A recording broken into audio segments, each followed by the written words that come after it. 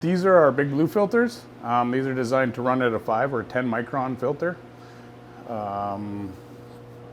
Pretty straightforward. You'd look at your inlet pressure and your outlet pressure, and same as before, you 10 to 15 psi difference between the two. So your pressure coming in will be 10 psi higher than your pressure coming out. And it's an indicator on how to or when to change your filters. So to begin with, we isolate the valve as well. So you close the inlet, you close the outlet.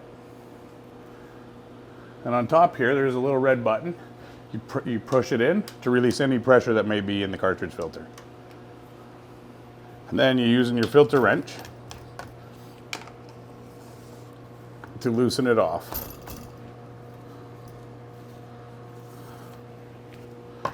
And you unspin it. So in here, we have our cartridge filter. Now the filters on our system here are nominal filters. And there's two kinds. You get nominal and absolute. Absolute filters will remove 99.9% of the particles smaller than their rating, than their micron rating. Now, they pleat these filters to maximize surface area. So in between each of these folds is a lot more surface area in which the cartridge filter can filter out the particles. Put that aside. So we drain the water out of here into our fancy bucket.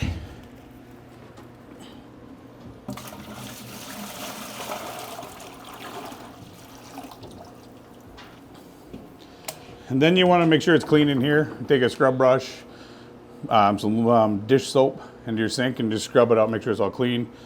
You're also going to pull your O-ring out, inspect it for any breaks or damages.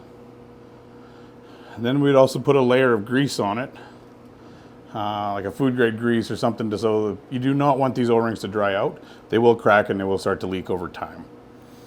So once you got this all cleaned, you grab a new filter, put it inside, and now we can reinstall it back into the housing. So it comes up.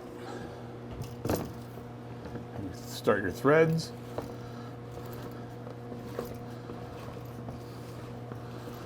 And you spin it on till it snugs up, then you want to give it a good hand tight. You never want to use a filter wrench tightening it because these will break, and they could also over tighten it, causing you not to be able to get this back off again. Once the new filter has been reinstalled, you open the inlet side slowly, then you open the outlet side, and then when your system is running, you hit your red button to bleed any of the air that may be in that filter.